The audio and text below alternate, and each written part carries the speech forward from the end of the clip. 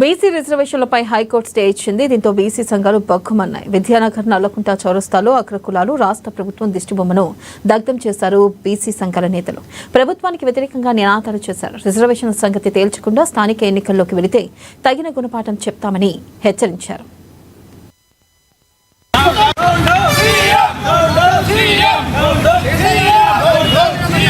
తెలంగాణ రాష్ట్రంలో 60% సుమారుగా మన జనాభా ఉంది. ఆ జనాభా ప్రకారము ఈ కాంగ్రెస్ ప్రభుత్వము ఎలక్షన్ల కంటే ముందు 42% ప్రకటించి మా బీసీల మీదనే మీరు ప్రభుత్వాన్ని కొనసాగించి ఈ రోజు 2 సంవత్సరాలు గడుస్తున్నా గానీ స్థానిక సంస్థలన్నీ నిర్లక్ష్యం చేస్తూ మా గొంతులను కోస్తూ ఈ రోజు హైకోర్టు ముందల మీరు 2 రోజుల నుంచి నాడుస్తూ మా బీసీ నాయకులను గాని మా బీసీ బిడ్డలను గాని మాకు అవమానం చేసి ఈ రోజు మా పరిస్థితులు ఎట్లున్నాయంటే తట్లే తౌడు వచ్చి కొట్టుకున్నారు అన్నట్టు మీరు ఈ రోజు ఈ పరిస్థితి మమ్మల్ని తీసుకొచ్చారు.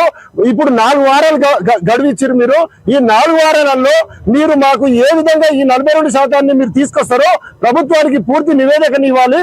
లేని పక్షంలో మేము ఇంకా ఈ రేపటి నుంచి రాష్ట్ర బంధుకు పిలిపించారు గౌరవ ఎంపీ ఆర్ కృష్ణయ్య గారు. మరి మా బీసీ సంఘాల నాయకులు రాష్ట్ర వ్యాప్తంగా కూడా ఇచ్చారు.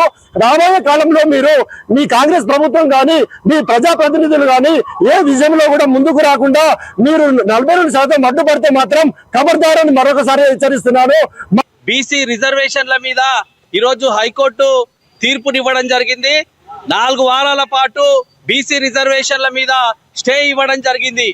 ఈ సిగ్గులేనటువంటి పనికిమాలినటువంటి కాంగ్రెస్ ప్రభుత్వం బీసీల గొంతు కోయడం కోసం ఇన్ని రోజుల పాటు మాయమాటలు చెప్పింది అనడానికి ఈ రోజు హైకోర్టు గౌరవ హైకోర్టు ఇచ్చినటువంటి తీర్పు నిదర్శనమే.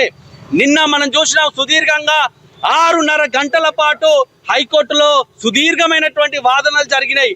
ఎక్కడ కూడా ఈరోజు ప్రభుత్వం తరపున ఎవరైతే లాయర్ ఉన్నారో అడ్వకేట్ జనరల్ ఉన్నారో ఆయన అడిగినటువంటి ప్రశ్నలకు ఎక్కడ కూడా సమాధానం చెప్పలేదు. బీసీలకు 42% రిజర్వేషన్లు ఏ రకంగా అమలు చేస్తారు, 50% సీలింగ్ ఉంది కదా అని అంటే దాని మీద సమాధానం లేదు.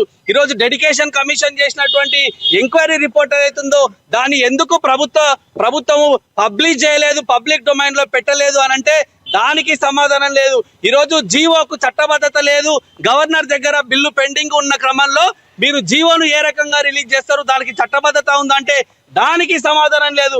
ఇట్లా అడుగడుగునా ఈరోజు బీసీలను నయవంచనకు గురి చేస్తారు.